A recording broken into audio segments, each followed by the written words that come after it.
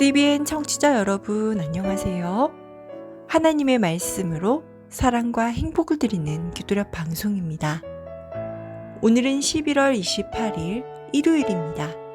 제목은 이스라엘의 왕입니다. 목사님께서 주제 말씀 읽으시겠습니다. 야곱이여 내 장막들이, 이스라엘이여 내 거처들이 어찌 그리 아름다운고. 그 벌어짐이 골짜기 같고 강가의 동산 같으며 여호와께서 심으신 침향목들 같고 물가의 백향목들 같도다. 민수기 24장 5절로 6절 말씀입니다. 찬미가 656장 타향에서 살 때에, 이 찬미를 함께 들으시고 목사님과 말씀 나누겠습니다.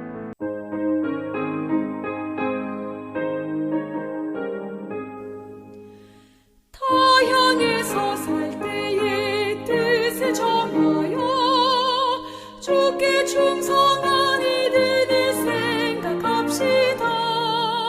다니엘과 같이 주를 섬기며 담대하게 주님을 증거합시다.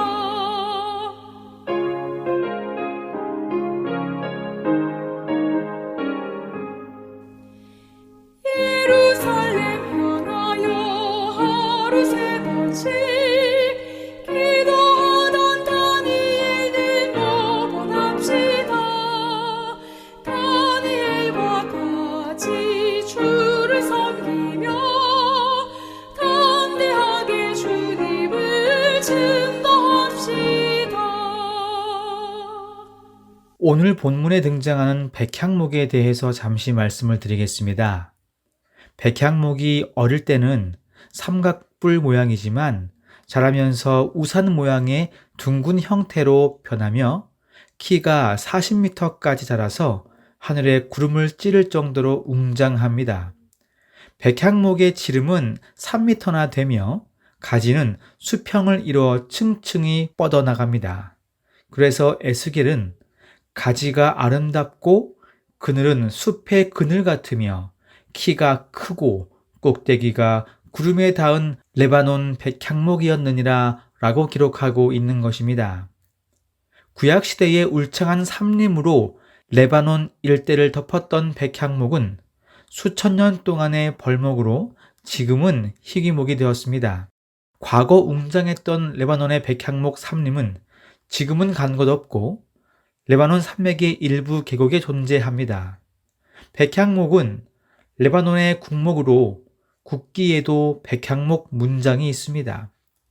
백향목 중에서도 레바논의 백향목은 동방에서 알아주는 유명한 나무입니다.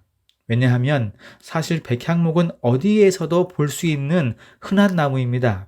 열대 지역에서 냉대 지역에 이르기까지 더위에도 잘 자라고 추위에도 잘 견디는 백향목류는 물가에서는 매우 무성하게 자라고 찌는 듯이 무덥고 메마른 황무지에서도 높게 성장합니다.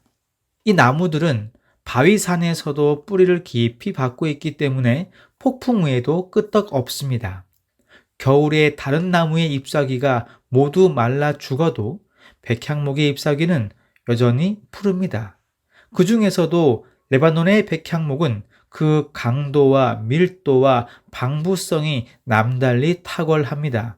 그래서 이 나무는 생명이 그리스도와 함께 하나님 안에 감추어져 있는 자들을 상징하는 데 사용되곤 합니다. 성경은 이 백향목을 여러 가지 비유로 설명하고 있습니다. 본문의 말씀입니다. 성경에 따르면 의인은 백향목같이 성장합니다. 하나님은 백향목을 삼림의 왕으로 창조하셨습니다. 잣나무가 그 굵은 가지만 못하며 단풍나무가 그 가는 가지만 못하며 하나님의 동산의 어떤 나무도 그 아름다운 모양과 같지 못합니다. 에스겔 31장 8절. 백향목은 왕을 상징하는 데 종종 사용됩니다. 의인을 백향목에 빗댄 성경의 용례에서는 하늘이 하나님의 뜻 행하는 자들을 어떻게 여기는지 알 수 있습니다. 성경은 이스라엘의 황금기였던 다윗과 솔로몬 시대의 영화를 백향목으로 표현했습니다.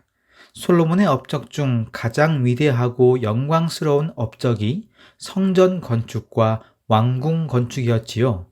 솔로몬은 부귀와 영광을 상징하는 백향목을 레바논에서 수입해 성전과 왕궁을 건축했습니다.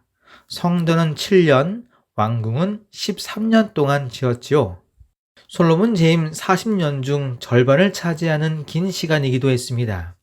솔로몬은 예루살렘 성전을 짓기 위해 두로왕 히람과 상거래 계약을 맺고 백향목과 잣나무를 벌채하고 그 대가로 곡물과 기름을 주었습니다.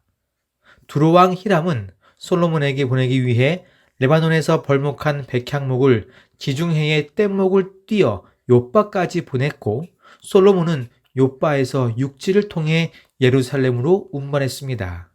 이처럼 백향목은 매우 중요한 건축물에도 자주 사용된 아주 중요하고도 용이한 제목이었습니다.